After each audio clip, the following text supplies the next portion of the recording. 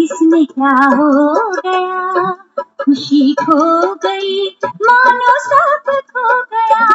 खुशी जैसी कोई दवाई नहीं, खुशी जैसी कोई दवाई नहीं, ये अमृत है सबको पिलाते रहो, गाते रहो गुनगुनाते रहो, मिलन प्यारे प्रभु से मनाते रहो, सदा खुश रहो।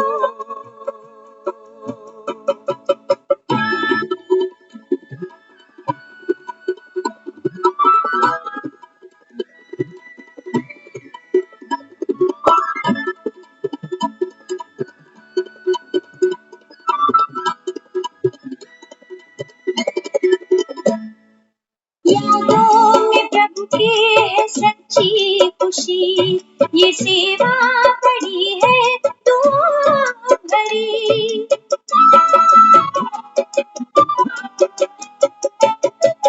यादों में प्रभु के है सच्ची खुशी, ये सेवा बड़ी है दुआओं भरी, ये मुस्कान वरदान भगवान का, मुस्कान वरदान भगवान का, नाचो खुशी में नचाते रहो, सदा खुश रहो मुस्कुराते रहो, खजाना खुशी का लुटाते रहो, गाते रहो गुनगुनाते रहो, मिलन प्यारे प्रभु से मनाते रहो, सदा खुश रहो।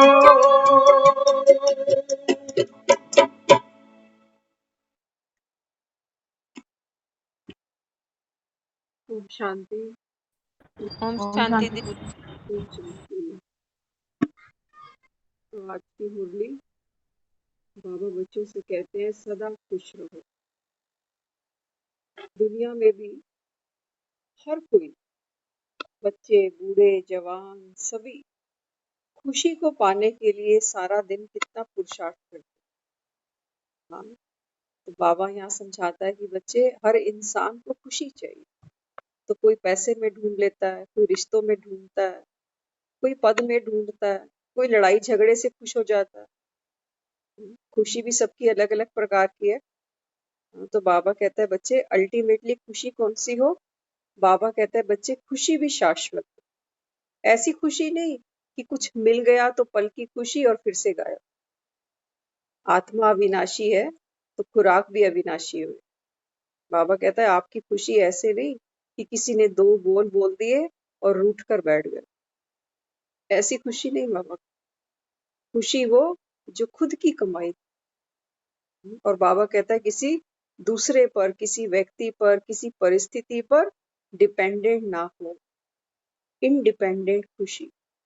आज दुनिया में जिसको देखो कहते हैं इंडिपेंडेंट फ्लोर चाहिए, कहते हैं। तो बाबा कहते हैं बच्चे, ये खुशी कहाँ से मिलेगी ऐसी जिसमें किसी की कोई दखल अंदाजी ना हो?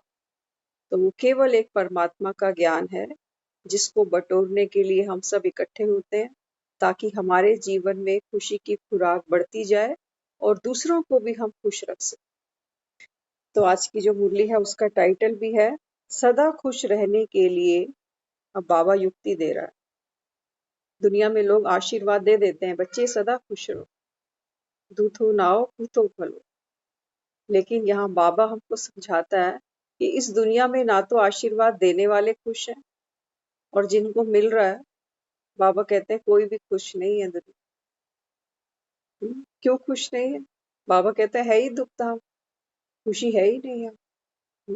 तो यहाँ बाबा हमको समझाते हैं कि सदा खुश रहने के लिए अनेक मेरे को, ध्यान से सुनेंगे, सदा खुश रहने के लिए बाबा कहता है अनेक मेरे।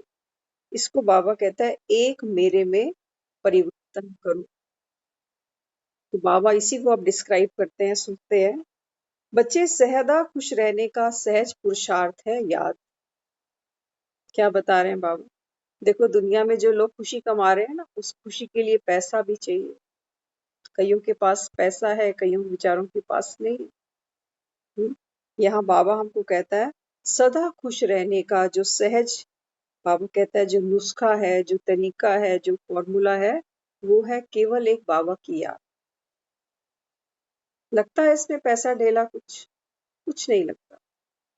तो बाबा कहता है याद में भी क्या याद रखना सहज है। क्या बात बाबा कहता है दुनिया में भी देखो याद करना क्या सहज होता है। बाबा कहता है मेरे की याद आती है ना। तो यहाँ बाबा हमको समझाता है मेरे के अधिकार से, बाबा कहता है बच्चे बाप को याद करो, क्योंकि मेरे की याद सहज आती है, मेरे को याद करना नहीं पड़ता। मेरे बच्चे, मेरा परिवार, मेरा घर, मेरा शरीर, मेरा मन, मेरा दुख, मेरा सुख, मेरी पीड़ा, मेरी खुशी, सब कुछ याद रहता है ना हमको। तो बाबा कहता है बच्चे सदा खुश रहने की एक ही युक्ति है कि बाप को मेरा समझकर याद करो। पराये के बाप की थोड़ी याद आती है हमें, याद तो अपने बाप की आएगी, है ना। तो बाबा कहता है कि बच्चे अगर खुशी कम है तो उसका भी कारण क्या है, अब चेक करना। बाबा कहता है अगर खुशी कम है, होता है ना चलते चलते कभी कभी बाबा के बच्चे भी कहते हैं आज मूड ठीक नहीं।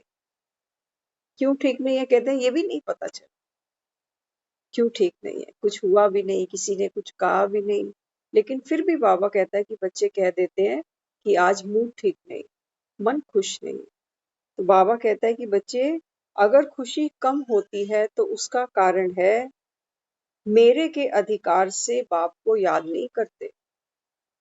बाबा को इसलिए याद करते हैं, बाबा को कई इसलिए याद करते हैं क्योंकि मुरली सुनने लग गए।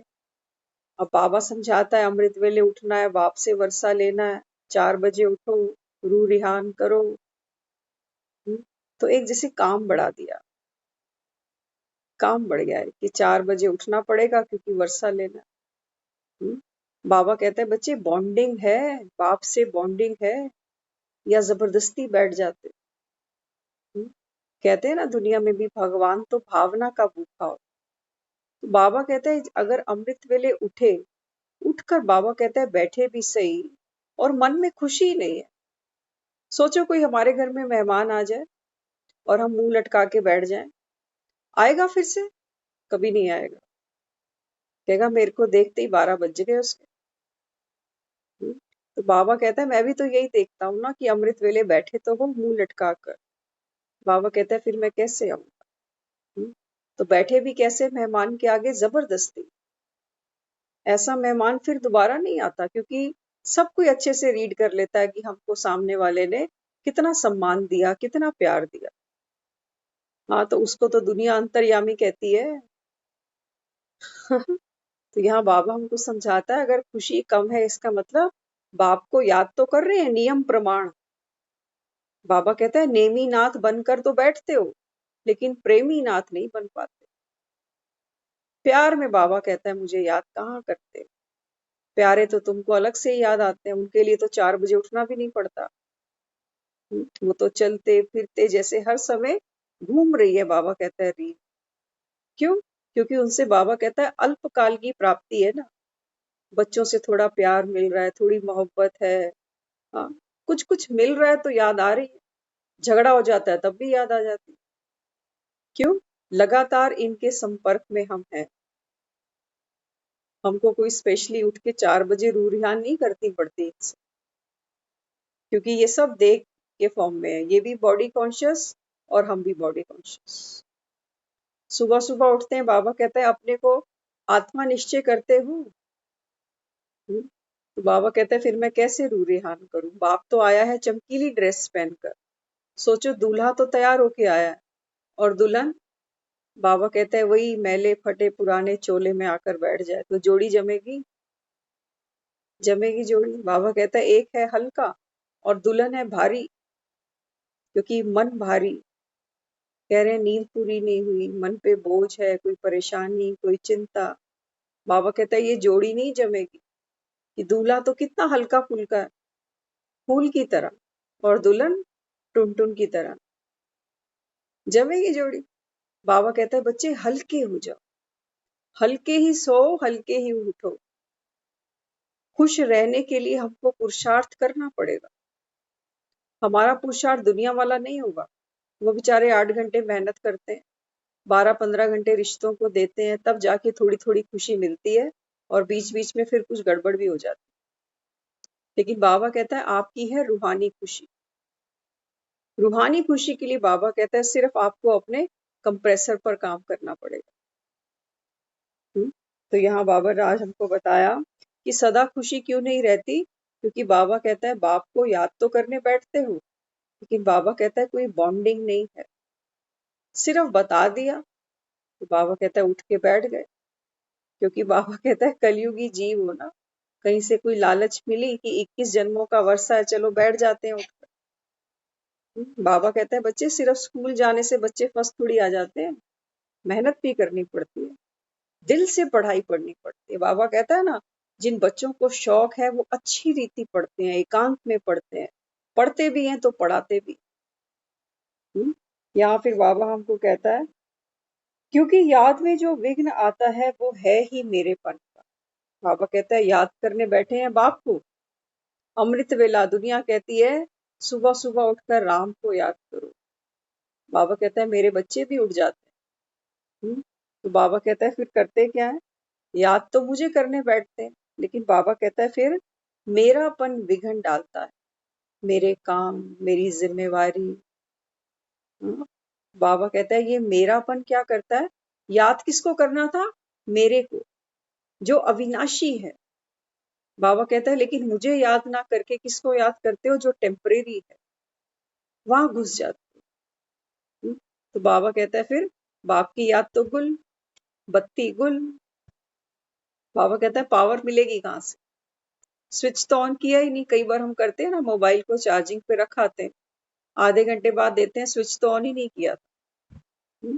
तो बाबा कहता है बच्चे शक्ति मुझसे मिलेगी, बाकी जिनको याद करते हो ना वो शक्ति मांग रहे हैं आपसे। कोई जिम्मेवारी है शरीर में, मन में ताकत होगी तो जिम्मेवारी पूरी करेंगे। वो जिम्मेवारी आके ये दरवाजा खटखटा रही है कि जल्दी करो, बहुत से काम करने। अब सोचो अगर मन में ताकत नहीं है, शरीर में ताकत नहीं है, तो करेंगे कोई जिम्मेवारी पूरी। अगर अपना ही मन अच्छा नहीं है तो निभेगा कोई रिश्ता, निभेगा कोई रिश्ता। थोड़ी देर के लिए हम कई बार अपना मूड माइंड मेकअप कर भी लेते हैं कि चल आधा पौना घंटा किसी से हंस के बात कर भी लेते हैं मन मार के, लेकिन सामने वाला फिर भी जज कर जाता है कि आज आपका ठीक नहीं लग रहा, मुझे सिस्टम सारा, कुछ बात है जो छुपा रहे, है ना। तो यहाँ पर बाबा हमको क्या कहता है, बाबा कहता है बच्चे बाप से शक्ति ले लो, और कहीं शक्ति मिलेगी नहीं।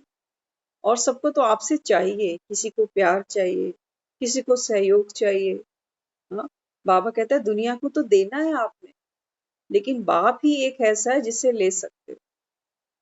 तो बाबा कहता है मुझसे कनेक्ट तो हो। हाँ, तो कनेक्ट होने के लिए क्या करना पड़ेगा, इस तार को उस तार से जोड़ना पड़ेगा। इसलिए बाबा कहता है बच्चे अपने को आत्मा निश्चय करके बैठ। तो बाबा कहता है फिर प्राप्ति भी होगी। जब आत्मा निश्चय करेंगे तो शरीर का भान गिर गया, ये दुनिया शरीर से ही जुड़ी पड़ी थी, हर रिश्ता, हर जिम्मेवारी इस शरीर से जुड़ी पड़ी है। शरीर जब गिरता है तो दुनिया कहती है अब तो ये राम का प्यारा बने। इसलिए बाबा कहता है बच्चे सबसे पहले सुबह उठते ही क्या करो, जैसे ही बिस्तर पे नींद खुले ना, उस समय सबसे पहला संकल्प, अभी समय भी नहीं देखो, हम सबसे पहले समय ही देखते हैं कि देखें टाइम क्या हो। बाबा कहता है नहीं, पहले वो भी नहीं करो, जैसे ही नींद खुलने लगती है उस समय बाबा कहता है अपने आप को देखो कि ये शरीर नहीं, ये आत्मा है, आत्मा जग रही है। तो उसी समय बाबा कहता है अपने को पक्का करो कि मैं आत्मा हूं। शरीर चप्पल पहनता है उठकर, आत्मा थोड़ी चप्पल पहनती है, आत्मा तो जन्मों जन्मों से ऐसी चले जा रही। तो बाबा कहता है कि बच्चे सुबह सुबह उठते ही अपने आप को अशरीरी आत्मा देखो। रोटी खा रहा है, रोटी कौन खा रहा है, मुख में रोटी डाली, पेट में चली गई, डाइजेस्ट हो गई, ब्लड बन गया, शरीर को सब कुछ मिला, आत्मा को क्या मिला, कपड़ा किसने पहना, शरीर ने पहना। बाबा कहता है बच्चे हर एक्टिविटी करते अपने को याद दिलाते चलो कि ये शरीर मेरा है लेकिन मैं आत्मा हूं।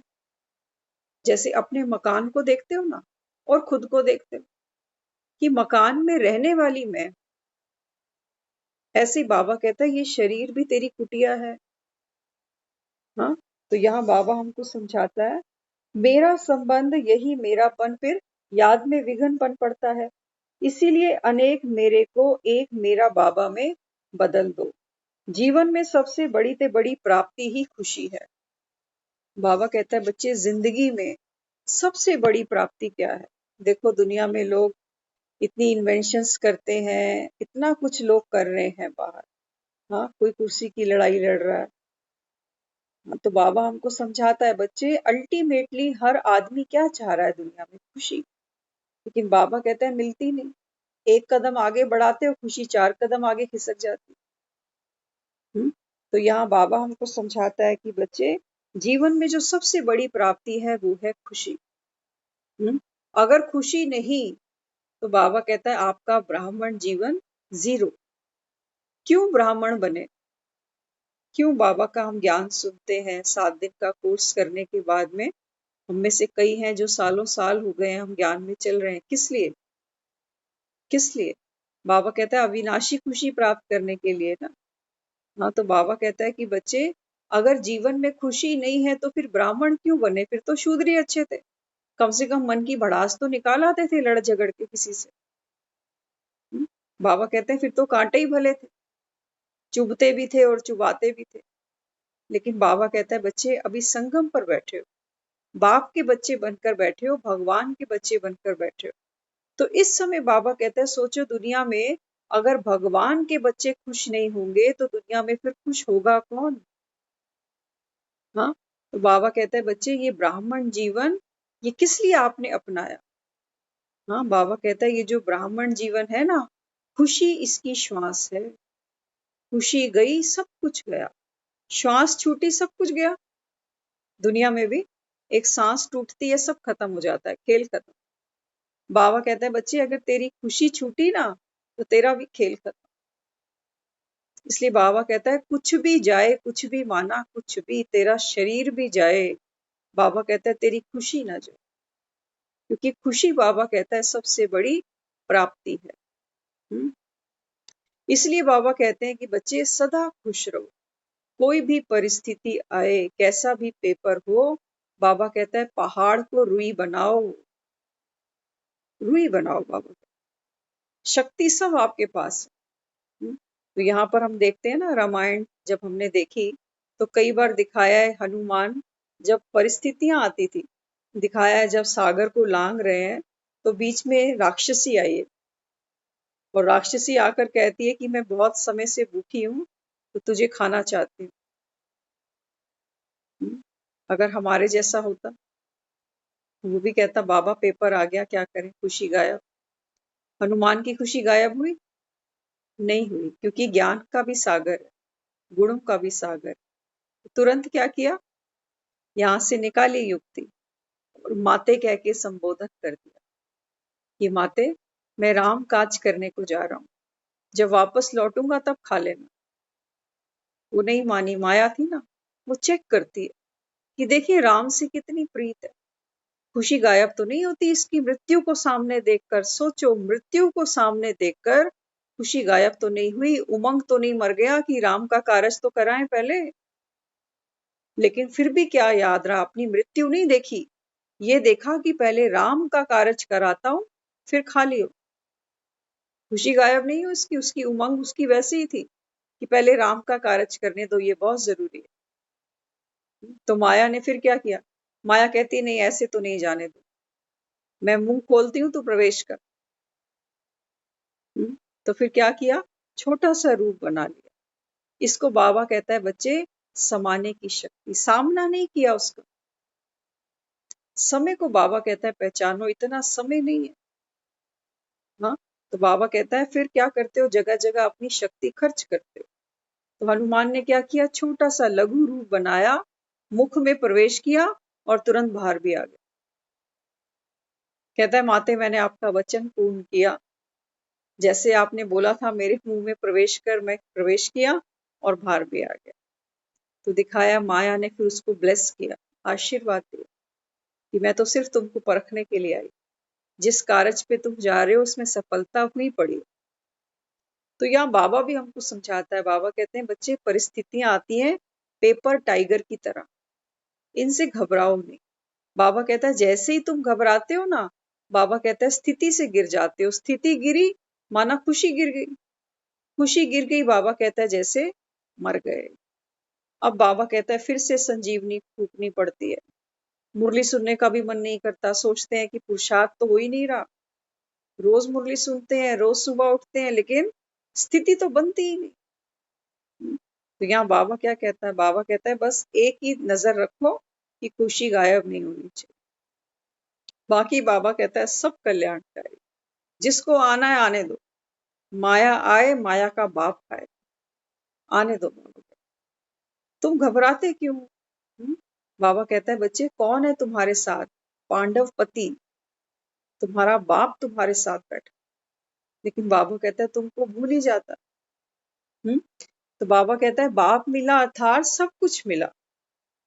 बाप मिला, दुनिया में भी एक बाप होता है ना, बच्चे के साथ जब उसका नाम जुड़ता है तो कहते हैं अरे कितना किस्मत वाला है ये। पता है किसके घर में जन्म लिया? फलाने के घर में। खूब मौज है, पैसों की कोई दिक्कत नहीं है, परिवार अच्छा है। कहते हैं ना, किसी लड़की की भी शादी करते हैं, कहते हैं घर अच्छा है, खानदानी लोग हैं, राज करेगी लड़की आपको। क्यों कहते हैं? बाबा कहते हैं कि बच्चे, बाप से ही तो वर्षा मिला ना, खानदान किसने दिया? बाप ने तो दिया। जो धन प्रॉपर्टी सब देखते हैं किसकी दी हुई? बाप की दी हुई। संस्कार बाप के दिए हुए। तो बाबा कहता है क्या तुमको यहाँ इतनी खुशी होती है कि मुझको बाप से क्या मिला? बाबा कहता है ये तो मुख से तो किसी को बता नहीं सकते, क्योंकि बाबा कहता है ये सब है सूक्ष्म प्राप्तियां।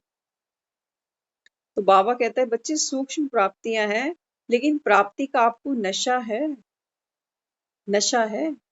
हाँ, तो बाबा कहता है खुशी गायब तब होती है जब कोई अप्राप्ति होती है। अगर बाबा कहता है खुशी तुम्हारी गायब हुई तो क्यों हुई? बाबा कहता है उसका कारण क्या है? अगर यहाँ कोई अप्राप्ति है, कैसी भी अप्राप्ति हो सकती है। हो सकता है हम ये सोचें कि हम रोज मुरली तो सुन रहे हैं, लेकिन हमारी अवस्था नहीं जमती। कई बार मन में संशय आता है कि ज्ञान में चलना भी चाहिए कि नहीं चलना चाहिए। तो बाबा हमको यहाँ क्या समझाता है? बाबा कहते हैं बच्चे, ये क्यों संशय आया? क्योंकि कोई प्राप्ति का अनुभव करो, तब तो बाबा कहते हैं तुम्हें निश्चय भी हो।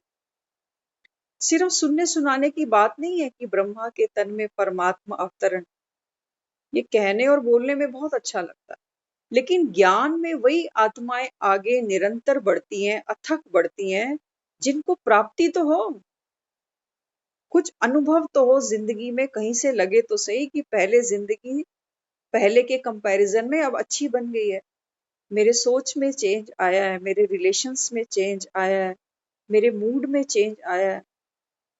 तो ये प्राप्तियां जब तक हमको अनुभव नहीं होंगी, हम बुद्धि से खींच के यहाँ बैठ तो जाएंगे कि सुन लेते हैं ज्ञान, अच्छी बातें सुनाते, लेकिन जब तक हमको प्राप्ति नहीं मिलेगी ना, तब तक हम बस ये समझ लो कि गधे को जैसे हाँकते हैं ना कि चल चल चल, ऐसे हम अपने मन को राजी करेंगे कि चल ले, सुन लेते हैं आज भी, क्या पता कोई मेरे काम की बात ही हो। लेकिन बाबा कहता है बच्चे, अनुभव पर जाओ, अनुभव होना चाहिए, क्योंकि बाप तो दिख नहीं रहा, जो वो दे रहा है वो भी दिख नहीं रहा। हाँ, लेकिन जिनको मिलता है, आप सब देखो सेंटर पे जाते हैं, सभी वरिष्ठ भाई बहनों की क्लासें भी सुनते हैं, उनकी जीवन की हिस्ट्री भी सुनते हैं कि पहले क्या थे। और पैसों की बात नहीं है सिर्फ, कईयों से आप बात करो हेल्थ इश्यूज पर, वो कहते हैं हमने मेडिटेशन से अपनी हेल्थ को बहुत कुछ अचीव किया। कई कहते हैं हमने अपने रिश्तों को इम्प्रूव किया, कई कहते हैं डिवोर्स होने से बच गया, कई कहते हैं हमारे मन में कितना गिल्ट था, कितना पछतावा था, सब डिसॉल्व हो गया। कई कहते हैं हमने किसी प्यारे को खोया था, वो दर्द आज नहीं है। ये प्राप्तियां तो हैं, लेकिन ये प्राप्ति अनुभव वही आत्मा करेगी बाबा कहता है जो ज्ञान भी सुने और बाप को याद भी करे, बिना उसकी याद के प्राप्ति नहीं है। बाबा को बिना याद के प्राप्ति नहीं हो सकती। हम सोचे कि ठीक है हम ज्ञान तो सुन रहे हैं, लेकिन बाबा कहता है ये ज्ञान तो क्या है, ये आपको एक जीवन शैली देता है कि ये गलती नहीं करो, ये करो। ये एक श्रीमत है, लेकिन श्रीमत पर चलने की ताकत नहीं है हमारे अंदर। बाबा तो रोज कहता है कि बच्चे दुख नहीं लेना, लेकिन हमारे में कहाँ ताकत है, हमें तो किसी की बात घंटों तक भूलती ही नहीं है। तो फिर ये ताकत कहाँ से मिलेगी? उसके लिए वो कहता है मुझे याद करना पड़ेगा। क्यों याद करना पड़ेगा उसको? सोचा कभी आपने? भक्ति में भी तो लोग उसको याद करते हैं। कोई माला लेकर बैठता है, कोई उसके मंदिरों की परिक्रमा कराता है, कोई कीर्तन कराता है, कोई जागरण कराता है। लेकिन वो बाप हमको रोज कहता है बच्चे अपने को आत्मा जान मुझ बाप को याद करो। तो जब हम ज्ञान में आते हैं ना, हमारा याद करने का तरीका भी निराला हो जाता है। हाँ, क्यों याद करना उसको? दुनिया में भी आप देखो, याद के पीछे एक बहुत गहरा टॉपिक है, इसको थोड़ा सा हम आज छेड़ देते हैं। जब भी हम किसी को याद करते हैं, आप सब अनुभव कीजिएगा, एक ऐसा फेस अपने सामने लेकर आओ जिसके साथ हमारी बहुत अच्छी बॉन्डिंग है, बहुत प्यारी बॉन्डिंग है। कोई फ्रेंड भी हो सकता है, किसी की मदर भी हो सकती है। हाँ, कोई भी एक फेस जो आपके सामने अगर आए, तो आप देखो जिसके साथ बहुत अच्छी बॉन्डिंग है ना, तो कई बार क्या होता है वो घर पे भी नहीं है हमारे पास, मिले हुए भी कई महीने साल हो गए, लेकिन जब उसकी याद आती है ना, तो अचानक से उसकी कोई बात याद आती है, और बात याद करते करते हम सहज ही मुस्कुरा पड़ते। होता है नहीं होता? याद के अंदर इतनी पावर है। कुछ दिन पहले हम एक मुरली चला रखी थी, आप सबको याद होगा ना, जिसमें वो एक टॉपिक आया था, कौन सा था वो, अनीता दीदी, भा लगे, याद है आपको वो मुरली? वो 15-16 साल पुराना इंसिडेंट था, लेकिन सिर्फ वो याद आने पर ही कितनी देर हम उसी इमोशन में चलते चले गए कि बोला नहीं जा रहा, हंसी आ रही है, याद आ गई। हाँ जी दीदी, वो कह रहे थे ना पेन नहीं मिल रहा था। तो मतलब किसी भी बात को जब हम याद करते हैं ना, पुरानी थी पुरानी, जैसे ही वो थॉट आया, इमोशंस बाहर। थॉट एक विचार है, लेकिन वो थॉट क्या करेगा, इमोशंस हमारे शरीर के द्वारा बाहर निकलेगा। हंसी की बात है तो हंसी बाहर आएगी, दुख की बात है तो मन दुखी होगा, आंसू भी आएंगे, डर की बात है तो हम कहते हैं मेरे रोंगटे खड़े हो गए। करते नहीं करते हम ये सब? याद का मतलब सिर्फ राम राम जपना नहीं है। अब बाबा कहता है बच्चे, याद करना माना एक थॉट क्रिएट किया, और बाबा कहता है इसको फील करो। जैसे हम किसी को याद करके हंस पड़े अकेले, अब किसी को याद करके रो भी पड़ते हैं अकेले। कोई प्यारा घर से चला गया, शरीर ही छोड़ दिया, कोई घर पे नहीं, काम कर रहे हैं, उसकी बात याद आ रही है, वो सामने नहीं है, सिर्फ उसकी बात याद आ रही है। और बात याद करते करते क्या होता है, वो सब फील होने लगता है। ऐसा लगता है जैसे अभी सामने ही बैठा हुआ। होता ही नहीं होता फील? ये है याद करना, कि जिसको हम याद करेंगे, उसको याद करके हमारे मन की स्थिति उसके जैसे हो जाती है। ये तो हम दुनिया वालों को याद करते हैं। अब क्यों दुनिया कहती है कि सुबह उठकर राम को याद करो, अपने इष्ट को दुनिया भक्ति में याद करती है, बाबा कहता है बाप को याद करो। क्यों? क्योंकि बाबा कहता है बच्चे, मैं जहां बैठा हूं ना, ऊंचे ते ऊंचा। दुनिया में देखो किसी को याद करो, अभी कोई खुशी है, अभी कोई गम आ गया, तो सबकी स्थिति ऊपर नीचे हो रही है। जैसे परिस्थितियां आई, मूड चेंज हुआ, लोगों का व्यवहार चेंज हो गया। इसलिए बाबा कहता है जब इनको याद करते हो तो एनर्जी डिप्लीट होती है। अब बाबा कहता है बच्चे, सुबह उठकर बाप को याद करना। क्यों याद करना? क्योंकि वो एवर हैप्पी है एवर हैप्पी। ऐसा तो नहीं सुबह 4 बजे खुश बैठता है, फिर 12 बजे जाओ तो उसके भी 12 बजे हैं। ऐसा कभी नहीं हो सकता, क्योंकि बाबा कहता है मैं न्यारा हूं, जन्म मरण से न्यारा हूं। तो बाबा कहता है बच्चे फिर बाप को याद करो। बाप कौन है, बाप कैसा है? बाप अशरीरी है। हाँ, तो बाबा कहता है जिसको याद करते हो उसके समान बन जाओ। अशरीरी बनो। वास्तव में तो तू भी आत्मा ही है। तू क्यों बार बार करेक्टर में घुसते हो कि मैं ये शरीर, मैं इसकी मम्मी, मैं इसकी ये, उसकी वो। बाबा कहता है मैं तुझे शरीर में तो कभी देखता ही नहीं हूँ। मैं तो केवल अपनी शक्ति को देखता हूँ कि मैं अगर शिव हूँ तो ये सब मेरी शक्तियां हैं, लेकिन खुद को भूली बैठी। तो ये शक्ति किसी की माँ बन गई, किसी की बहन बनी, किसी की बेटी बनी, किसी का पति बनी। हाँ, तो यहाँ बाबा हमको समझाता है कि बच्चे सुबह उठो, बाप से बात करो। कौन है वो? हम उसको रोज कहते हैं वो ज्ञान का सागर है। स्टैंप मार दी हमने उसके ऊपर कि तू ज्ञान का सागर है और मैं आत्मा मास्टर ज्ञान का सागर। बाबा कहता है बच्चे अब फील तो करो उसको, अपने आप को नॉलेजफुल फील तो करो। सिर्फ कहने की बात नहीं कि मैंने खुद को सम्मान दे दिया, मैं मास्टर ज्ञान का सागर। अपने आप को फील करो कि कोई भी परिस्थिति आती है, मैं नॉलेजफुल हूँ। इस परिस्थिति में मुझे कैसे खुद को संभालना है, मुझे सब पता। इसको कहते हैं मास्टर नॉलेजफुल। अगर वो प्रेम का सागर है तो बाबा कहता है फिर वो शक्ति अपने अंदर फील होनी चाहिए तुमको। भगवान से वो शक्ति अपने अंदर भरो तो सही। तो भरे कैसे? याद करो, देखो बाबा क्या कहता है। बाबा कहता है बच्चे तू जो है, जैसा है, मेरा है। हमको दुनिया में भी कभी किसी ने आज तक ऐसे नहीं बोला। हम कोई अच्छा काम करते हैं ना तब लोग खुश होते हैं, बुरा करते हैं तो कहते हैं तू मेरा बच्चा नहीं है, आज मेरी आज नाक कटाकर आ गया। हाँ, लेकिन वो हमको क्या कहता है, तू जो है, जैसा है, मेरा है। तो कितना प्यार करता हूँ। तो बाबा कहता है इस प्यार को अपने अंदर फील तो कर। दुनिया में हमको कोई प्यार से कुछ बोल देता है तो हम फूले नहीं समाते, और भगवान हमको आकर कहता है कि तू मेरा है, हमको इस चीज की खुशी अनुभव ही नहीं होती। तो जब तक अनुभव करेंगे नहीं तब तक बाबा कहता है खुशी रह नहीं सकते। सिर्फ सुनने की बात थोड़ी होती है कि मैं खुश नसीब आत्मा हूँ। बाबा कहता है बच्चे इसको फील तो करना पड़ेगा, इसको फील तो करो। बस ये हमको अमृत वेले करना है, हर उस चीज का अनुभव अपने पे करना। हाँ, तो बाबा कहता है दुनिया में तो देखो ना, किसी को भी बात करते हो तो मेहनत ही नहीं करनी पड़ती। नाम भी नहीं पता था उस लेडी का जो जिसने फोन उठाया था। हाँ, सिर्फ उसने ये बोला कि ये पेन नहीं चल रहा, तो भा लगे। बस इतनी सी बात, और वो याद थी। और उस याद की वजह से कितनी देर तक हम लोग, इतना अच्छा माहौल बना रहा, हंसते गए, हंसते गए, हंसते गए।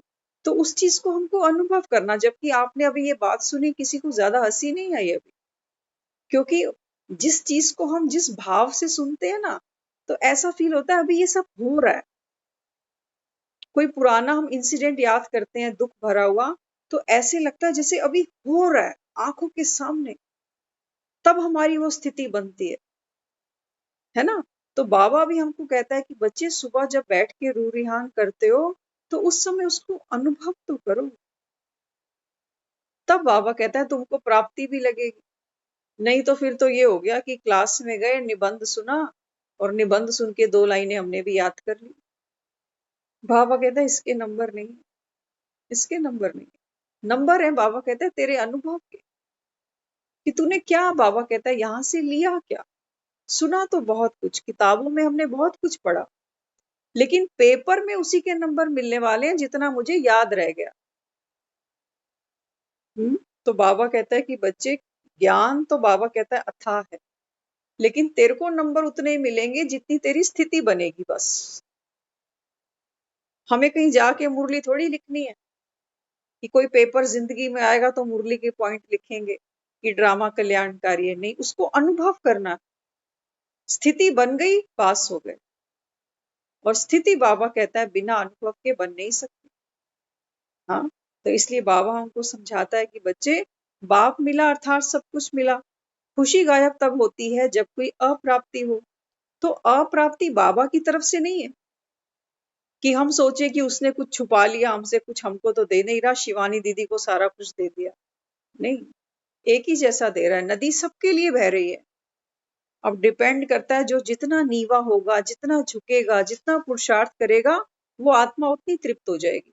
और कोई खड़ा रहे कि ठीक है नदी तो बह रही है, आए उठ के मेरे मुंह तक, नदी कभी नहीं आने। तो बाबा कहता है बच्चे ये तो ज्ञान की नदियां हैं। तो बाबा कहता है जितना जितना आप ज्ञान को, बाबा कहता है पी सकते हो, पीना माना समाना। हाँ, तब बाबा कहता है उतनी आत्मा तृप्त हो, संतुष्ट हो।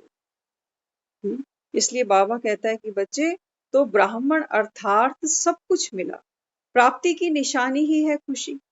किसी को बहुत प्यास लग रही हो और एक ग्लास ठंडा पानी मिल जाए तो खुश होगी नहीं होगी? पानी पिया ना, तो खुशी का अनुभव उसको ही होगा। दूसरा कोई बोले इसमें खुश होने की क्या बात है, हाँ पानी तो हम सब पी रहे हैं, लेकिन नहीं, उसके अंदर प्यास थी। प्यास के बाद जब पानी मिला तब उसको अनुभूति हुई कि मुझे कितनी सेटिस्फेक्शन मिली है। तो बाबा कहता है खुश रहने वाले भी हो तो खुशी बांटने वाले भी हो। ये नहीं कि सिर्फ खुद ही पानी पिया, दूसरों को भी बता दो। बाबा कहता है कोई आए ना आए, बता देते ना राह चलते को वहां प्याऊ लगा हुआ है, वहां वाटर कूलर है, बहुत ठंडा पानी आ रहा है, अब कोई जाए ना जाए वो उसकी मर्जी। हाँ, तो बाबा कहता है बांटेगा कौन, खुशी कौन बांटेगा? बाबा कहता है बच्चे खुशी वही आत्मा बांटेगी जो खुश है, वो नहीं बांटेगी जिसने खुशी के पॉइंट 10 लिखे हुए हैं। नहीं, अगर हम किताब में ये लिख कर चलें, सोचो समोसे खाने का मन कर रहा है, अब समोसा तो है नहीं कि उठा के खा लें, तो किसी ने क्या किया, 10 पॉइंट्स बना लिए समोसे पर कि पहले मैदा ऐसे करो, आलू को ऐसे भरो, फिर इसमें ये स्टफ करके, फिर ऐसे ऐसे करके ये फ्राई कर दो। 10 पॉइंट्स बना लिए। क्या खुशी मिलेगी या कोई प्राप्ति होगी? कुछ भी नहीं होगा। बाबा भी हमसे यही चाहता है। बाबा कहते हैं बच्चे जब कहते हो ना शक्तियां और प्राप्तियां, तो ये समोसा तुमको खाना है, ये समोसा खाना है तुमको।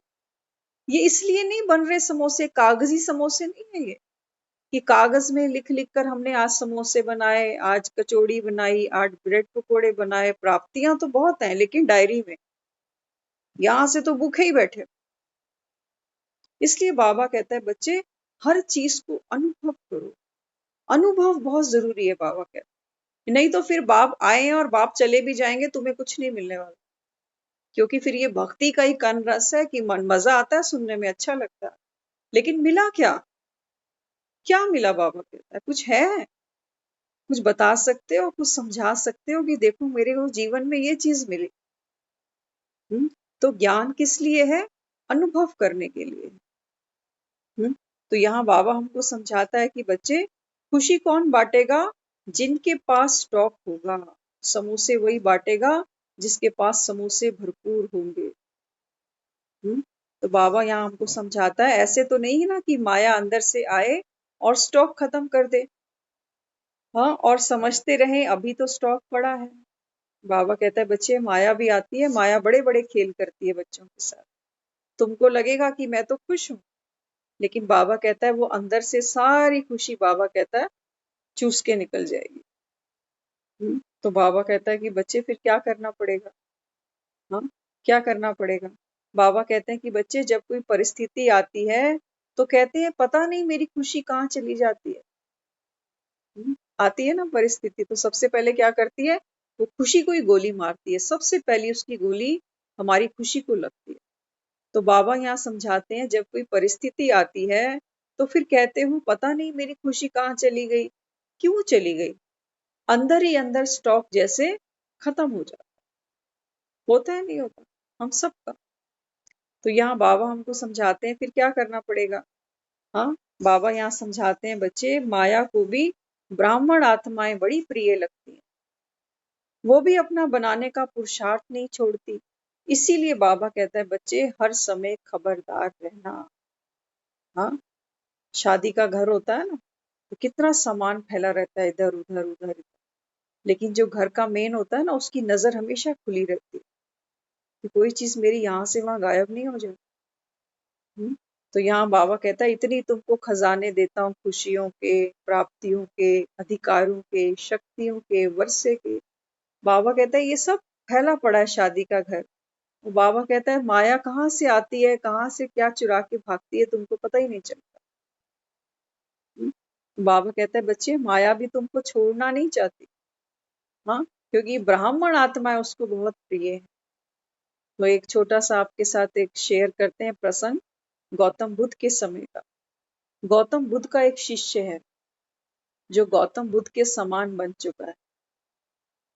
तो दिखाया है बरसात के दिन है, तो जब जाता है भिक्षा मांगने के लिए तो नगर में एक गणिका रहती है, गणिका जिसको हम कहते हैं वैश्या। तो वो ब्राह्मण का जब देखती है रंग रूप तो उस पे मोहित हो जाती है। तो बाबा यही बात कर रहा है ना कि माया देखो वो ब्राह्मणों को कहाँ तक नहीं छोड़ती। हाँ, मोहित हो गई ना उसके ऊपर, तो उसके ऊपर उसने आग्रह किया, कहती कि मैं आपसे ये प्रार्थना करती हूँ, अभी वर्षा के दिन चल रहे हैं, 2 महीने 3 महीने, तो आप यहीं रुको। अब वो था बुद्धत्व को प्राप्त, कोई ऑर्डिनरी नहीं था वो। उसने, क्योंकि वो माया भी कहाँ मोहित होती है, जहां वो ब्राह्मण आत्मा देखती है, ऑर्डिनरी पर मोहित नहीं होती वो। तो फिर उसने क्या कहा, उसने बोला कि हाँ मुझे तो कोई दिक्कत नहीं है, लेकिन मैं गौतम बुद्ध से एक बार परमिशन जरूर लूंगा और वो मना नहीं करेंगे। तो वो अपना विधि को निभाता हुआ गौतम बुद्ध के पास गया। उसने बोला ऐसे ऐसे गणिका ने मुझे कहा है कि वर्षा काल में आप यहाँ रुके हैं, तो आप बताओ मैं जाऊं कि नहीं जाऊं। गौतम बुद्ध ने कहा जरूर जाओ। अब जो और चेले थे उनको बड़ी दिक्कत हुई, कहते हैं ये क्या कह रहे हैं गौतम बुद्ध, इतना ये पुरुषार्थ करता है, इतना इसने संयम से अपने आप को बुद्धत्व उपलब्ध कराया, और आज ये कह रहा है तू गणिका के घर जाके रह। तो सबको बड़ी आपत्ति हुई कि हमको क्यों नहीं परमिशन दे रहा, इसको क्यों दे रहा। हाँ, तो गौतम बुद्ध ने बोला कि इसी को उसने इनवाइट किया है, तो इसमें कुछ देखा है उसने। अब वो गणिका सोचो माया है। तो परमिशन लेकर वो चला गया। अब जो उसके और साथी थे वो रोज सोचते कि ये तो पता नहीं कितनी मौज करता होगा, क्या क्या खाता होगा, आराम से उठता होगा, साधना भी छोड़ दी होगी। तो रोज आकर गौतम बुद्ध को कोई ना कोई रिपोर्ट दे जाते, कहते हैं आपको पता है, उसने रेशमी बिस्तरों पर सोना शुरू कर दिया, आपको पता है वो मदिरा भी पीने लग गया है, आपको पता है वो ये भी करता है, वो नाचता भी है, वो कूदता भी है, वो सब कुछ करता है। गौतम बुद्ध ने बोला ठीक है, वर्षा काल खत्म होने दो, वो आएगा फिर देखेंगे क्या करना है, अभी चलने दो जो चल रहा है। तो समय बीतता गया बीतता गया बीतता गया, 3 महीने बीत गए। अब गौतम बुद्ध के सामने वो आया और पीछे पीछे वो गणिका भी आई। ध्यान से सुनेंगे। तो फिर गौतम बुद्ध ने जब उसको देखा तो उसने नमन किया। तो वो जो गणिका थी, वेश्या थी, वो साध्वी बनकर आई है, सन्यासन बनकर आई है। तो सारे चौंक गए कि ये हुआ क्या, हम तो रोज कुछ नया ही सुनते थे, लेकिन आज तो एकदम ही परिवर्तन हुआ, ये हुआ क्या। तो फिर वो सन्यासी ने बताया, कहते मैंने खूब कोशिश की कि इसको मैं विचलित करूं, दुखी करूं, परेशान करूं, और ये थक कर बोले अब मुझे जाना, लेकिन मैंने इसका संयम देखा। जब ये ध्यान में बैठता था और मैं जब जोर जोर से नाचना शुरू करती थी, तो इसने कभी नहीं बोला कि ये भंग हो रहा हूं, मेरा ध्यान भंग हो रहा है, इसको बंद करो। इसकी स्थिति अचल अडोल रही। मैंने इसको वो सब खिलाया जो निषेध था, लेकिन इसने कभी नहीं कहा कि ये सब मैं नहीं खाऊंगा। हाँ, इसने हर इस चीज को ऐसे एक्सेप्ट किया कि जैसे असली सन्यास ये ले चुका है, कि दुनिया में अब क्या हो रहा है, क्यों हो रहा है, उसमें व्यर्थ जाता ही। तो दिखाया, इसका संयम देखा मैंने, तो मुझे ये भूल ही गया कि मैं गणिका हूँ। मैंने सीखा इससे कि देखो मेरे जीवन में कोई सुख नहीं है, भले ही मेरे पास बिस्तर आलीशान है, खाना मेरे पास बहुत लहजे वाला है, लेकिन इसके अंदर जो मैंने देखा वो मेरे अंदर नहीं था। मेरे अंदर खुशी नहीं थी, मेरे अंदर ठहराव नहीं था, लेकिन इसके अंदर मैंने वो पाया। और मैंने भी फिर सन्यासिन का रूप धारण किया कि आज के बाद मैं आपकी सन्यासिन बनूंगी, मैं आपसे दीक्षा लेने आई। तो बाबा हमें यही समझाता है। बाबा कहते हैं बच्चे माया तो आकर्षित करेगी आपको, ये कलयुग है, बाबा कहता है, ये तो आपको आकर्षित करेगा, लेकिन क्या आप अचल अडोल हो?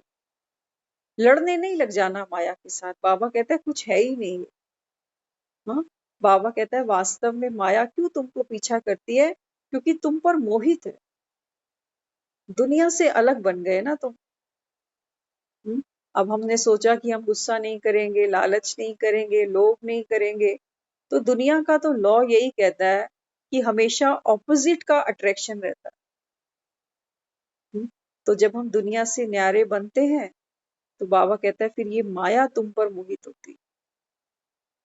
इसलिए बाबा कहता है बच्चे तुमको अविनाशी वर्षा मिलेगा 21 जन्म का, क्योंकि माया वहां नहीं होगी, ये भी संन्यास लेगी अभी। माया भी बाबा कहता है तुम्हारे पीछे पीछे संन्यास लेने वाली है, क्योंकि जब कलयुग खत्म होगा तो माया का भी तो संन्यास हो जाएगा ना। सतयुग त्रेता में तो ये होगी। इसलिए बाबा कहता है अचल अडोल बनो, कुछ भी जाए तेरी खुशी ना जाए। तो ये बाबा ने हमको समझाया कि बच्चे माया भी अपना बनाने का आपको पुरुषार्थ करना चाहती है तो छोड़ती नहीं, इसीलिए हर समय खबरदार रहो। खबरदारी सिर्फ इतनी सी है कि कुछ भी जाए लेकिन मेरी खुशी नहीं जाए, मैं डिस्टर्ब नहीं हो जाऊं। किसी भी टाइप का बाबा कहता है हलचल मन में नहीं आए, तो बाबा कहता है फिर आपकी विजय निश्चित है। ज्ञान सुना, इसका मतलब क्या? समझ मिल गई ना कि बाबा ने बोला है कि जो भी कुछ हो रहा है एक्यूरेट चल रहा है, तो मुझे परेशान होने की कोई बात ही नहीं। तो बाबा कहता है बच्चे ज्ञानी तू आत्मा माना, हर समय बाबा कहता है ज्ञान की बूंद बुद्धि में टप टप टप बरसती चली जाए। ओम शांति।